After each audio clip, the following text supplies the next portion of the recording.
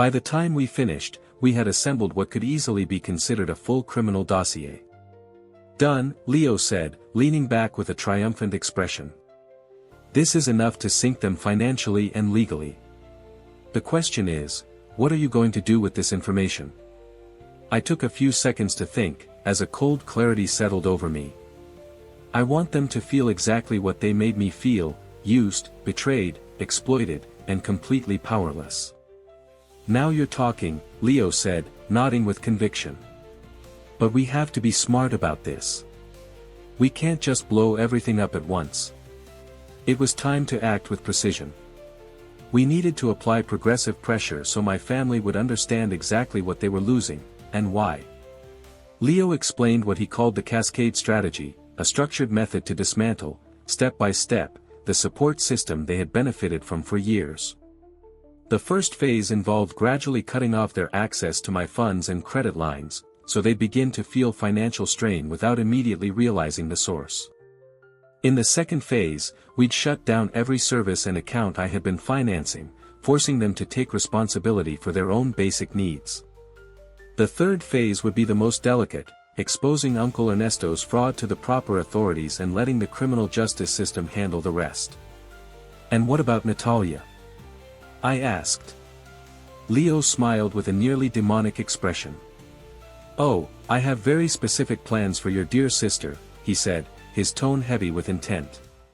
"She's built an entire life of appearances using your money, while treating you like garbage. It's time she learns what it means to live in the real world."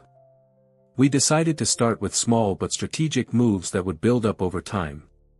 The first play was to call my phone company and remove my entire family from my cellular plan.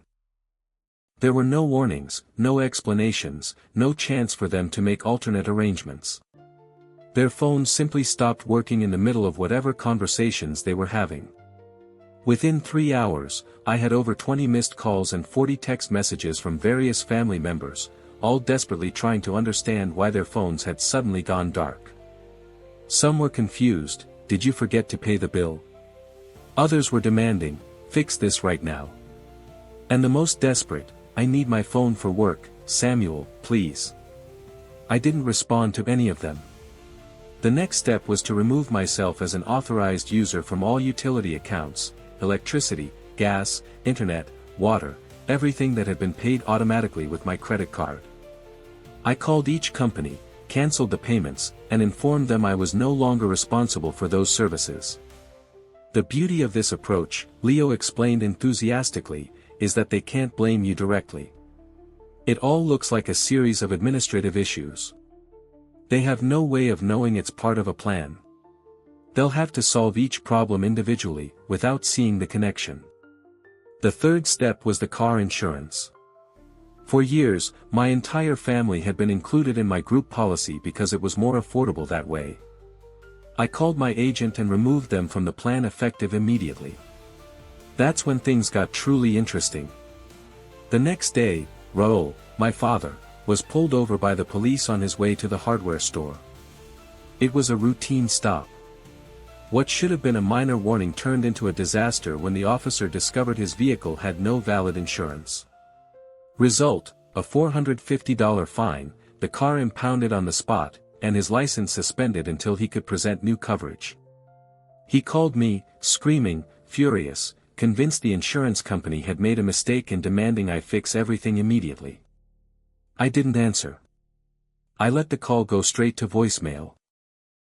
Meanwhile, Natalia discovered that her favorite pastime, maxing out credit cards with luxury purchases, had come to an abrupt end. I contacted the credit card company, removed her as an authorized user, and began disputing all her purchases from the past 6 months as unauthorized charges. The $750 Louis Vuitton bag was returned. The $1,100 designer store purchase was cancelled. Expensive dinners, spa treatments, and countless luxuries vanished in an instant, refunded by the same merchants who had processed the transactions. But the best part was what Leo did with her social media presence. Natalia had built an entire public image based on a life of luxury and success. She constantly posted branded clothing, exclusive dinners, expensive trips, everything. perfectly curated to look like an aspirational lifestyle, but every single element had been funded with my money. Now that I'd cut off the source, she couldn't maintain the facade. Leo, a born strategist, had been collecting screenshots of her posts for months, building a detailed archive of her fake life. When she started posting victim-style content, claiming jealous people were trying to destroy her, he activated several anonymous accounts and began commenting on her posts with visual evidence. "Isn't that the same Louis Vuitton bag you returned last week?" Accompanied by an image of her at the customer service counter. "Loving that designer lifestyle. By the way, how's your brother's credit score? Wish I had a brother who paid for my massages." All backed by screenshots of the disputed charges. It was a spectacle worth watching. Within days, the comments section of her posts turned into a war zone, and her followers began to question whether anything she showed was real. In 2 weeks, she had lost 45% of her followers, and that was just the beginning. While financial chaos took over her daily routine, Leo and I were preparing the final blow, submitting evidence of Uncle Ernesto's systematic fraud to the authorities. Remember, I was co-trustee of Grandpa Fernando's estate? Well, that role grants legal authority, especially when the primary trustee is diverting funds and breaching fiduciary duties. With Leo's help, we researched every step required to report trust misconduct and prepared a file so solid that, according to Leo, any prosecutor would be thrilled to receive it. We included bank statements, receipts, social media posts, card transactions, behavioral patterns, everything needed to prove, beyond any doubt, that Uncle Ernesto had been looting the inheritance for personal gain over a long period.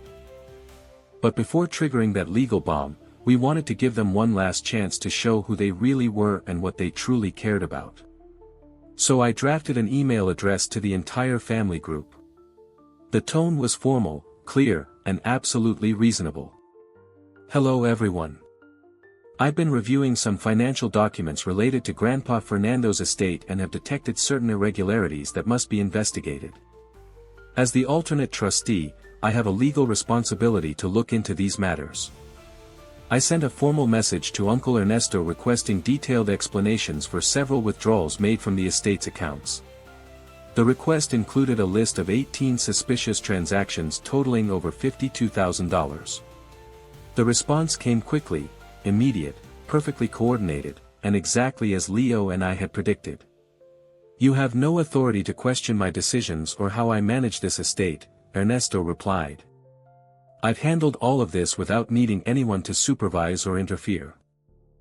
My father Raul's reaction was even more infuriating. "Samuel, you're completely out of line. Ernesto knows exactly what he's doing and doesn't owe you any explanations." My mother Claudia chimed in with her usual tone, "This is exactly why we asked for space. You're being controlling, disrespectful, and totally inappropriate."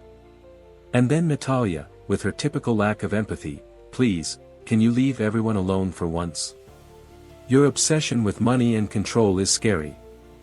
Not one of them took a second to question the missing money. No one showed the slightest concern about potential fraud or mismanagement of Grandpa Fernando's legacy. They simply shut down and attacked me for asking legitimate questions, based on real documentation. "Perfect," Leo said after reading their responses. "They've just handed us everything we need to prove this isn't a family drama or a personal conflict. It's criminal behavior, and they're all helping to cover it up." That same afternoon, I filed formal complaints with the State Attorney General's office, citing trustee negligence, breach of duty, and possible embezzlement. I also sent all documentation to the local district attorney and the IRS Fraud Investigation Division. "How long do you think it'll take before they realize what's happening?" I asked Leo. "From what I've seen in other cases, within 48 hours Ernesto would receive a very uncomfortable call from a government attorney. Inheritance fraud is taken very seriously, especially when there's so much documented evidence." And, as usual, Leo wasn't wrong. Exactly 2 days later, my father called me in a panic. "Samuel, what did you do? The police want to speak with Ernesto about the estate. All the accounts have been frozen. Your mother is beside herself." We don't understand anything. I've fulfilled my duty, I replied calmly. I reported what the law requires when a successor trustee finds evidence of misconduct. Nothing more, nothing less. But Ernesto says all the withdrawals were legitimate. Dad, he stole over $52,000 from Grandpa Fernando's estate to buy a boat and pay off gambling debts. The accounts weren't frozen out of revenge, they were frozen because your brother-in-law committed multiple crimes and violated his legal obligations. On the other end of the line, there was absolute silence. We need to talk about this. No, we don't. You made it clear you didn't want me involved in the family's financial matters. Mission accomplished. I hung up and turned off my phone. A wave of peace washed over me, something I hadn't felt in years. The next morning, Leo woke me up with a grin. Ernesto had been arrested at his home and formally charged with multiple counts: estate fraud, embezzlement, and breach of fiduciary duty. The news made the front page of the local paper. His photo took up half the page, with the headline, "Local Man Accused of Family Inheritance Fraud." The article detailed how he had stolen over $55,000 from his late father's estate to cover personal expenses, gambling debts, and unnecessary luxuries. My phone didn't stop ringing after that. My parents, Natalia, Aunt Veronica, and even distant relatives I hadn't spoken to in years were calling. I let all the messages go to voicemail. Later, Leo and I listened to them while playing video games and eating fast food. It was like an unintentional comedy. Everyone's priorities became crystal clear. My mother, sobbing uncontrollably, "Samuel, please call me. The lawyers say Ernesto could go to prison. All the accounts are frozen and we have no way to pay for legal defense. We need your help urgently." My father, sounding defeated, "Son, we know we didn't handle this the best way, but we're still family. Ernesto made mistakes, yes, but he doesn't deserve to end up in jail. Can't you drop the charges and resolve this among us?" Natalia, desperate, "This is total madness. Ernesto isn't a criminal, he just made mistakes with the money. Besides, they took my stuff, ruined my credit, and I can't even buy food. Fix this mess." And the most revealing message came from Aunt Veronica, Ernesto's wife. "Samuel, I don't know what you think you're accomplishing, but you're tearing this family apart. Reeks is a good man deep down who made a mistake. If you had any decency or family loyalty, you'd be helping us, not attacking us when we need you most." Leo and I laughed in disbelief as we listened to all of it. No one took any responsibility. No one apologized for how they treated me or for using me for years. "They still don't get what's happening," Leo said, amused. "They're not upset about what they did to your grandfather or to you. They're upset that, finally, there are consequences. Do you think I should respond to them? Not yet. Let them sit with it a little longer. They need to truly realize that the life they lived thanks to you is over. Only then can real change begin." And he was right. As the weeks passed, the extent of their financial dependence on me became painfully clear. Without my support, their entire system collapsed spectacularly. My father's truck was repossessed because he could no longer make the monthly payments. My mother had to cancel the trip to Mexico they had planned and start working extra shifts at the jewelry store just to cover basic expenses. Natalia, meanwhile, ended up moving back in with my parents because she couldn't afford rent or even the bare minimum to survive. Her dreams of becoming a social media influencer crumbled when repossession agents took away all her supposed designer brands. That's when I found out that, for the past 2 years, I had been listed as the co-signer on the lease for the house they were living in. Upon legally removing myself from the lease, the landlord reviewed the family's actual income and determined they no longer met the requirements to remain in the property. They were given 30 days to vacate the premises. But the bigger issue was the mounting legal costs. Uncle Ernesto was facing fraud charges and urgently needed a criminal defense attorney specialized in white-collar crimes. That kind of defense isn't exactly cheap. Initial estimates hovered around $35,000. With their finances completely wrecked, they had no way to cover that expense on their own. That's when my father, Raoul, finally set aside what little pride he had left and came to see me in person. It was a Saturday afternoon, and I was working from home. The doorbell rang, and when I checked the security cameras, I saw my father at the door. He looked like he'd aged 15 years in the past month. He wore a wrinkled shirt, his hair was a mess, and his expression screamed defeat. A far cry from the man who used to lecture me about family duty and knowing my place. I let him wait outside for 10 minutes, watching from the monitor as he nervously rehearsed what was probably his speech. Eventually, I opened the door. "Samuel," he said in a barely audible voice, "please, we need to talk." "Talk about what exactly?" "Ernesto. How the whole family fell apart. Or about how wrong you've all been this entire time." I let him into the living room, but didn't offer him a seat or anything to drink. He stood awkwardly, taking in the well-decorated space, the high-end electronics, the life I had clearly built since I stopped financially supporting other adults. "We ruined everything," he said, voice trembling. "We failed you for years, abused your generosity, and when you tried to set boundaries, we excluded you like you didn't matter. We know that. And even though we don't deserve it, we've come to ask for your forgiveness. A sincere apology. How desperate are you?"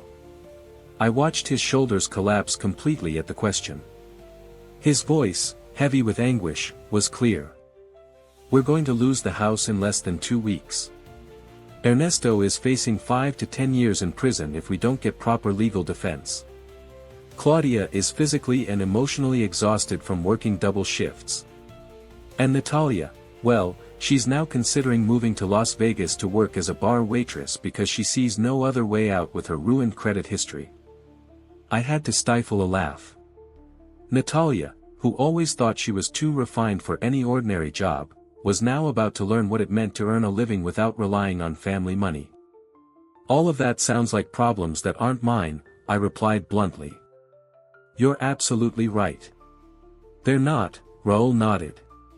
"But still, we hoped you might consider helping us, despite everything." "And why would I do that?" He held my gaze for the first time since arriving. "Because you're a better person than all of us. Because even after everything we did to you, you're still the only one with the resources and integrity to help us out of this." "And what exactly are you asking of me?" "Help covering Ernesto's legal fees. Guidance to find a home we can actually afford. And if you have any compassion left, let us be part of your life again." I pretended to think for a few seconds, just enough for hope to flicker in his eyes. "No," I said firmly. "You don't get to treat me like a walking ATM for 3 years, cut me out of your lives when I start asking for accountability, and then come crawling back when everything falls apart. That's not how this works." "But we apologized. We're truly sorry." "You're apologizing now because you're desperate, not because you truly understand what you did to me.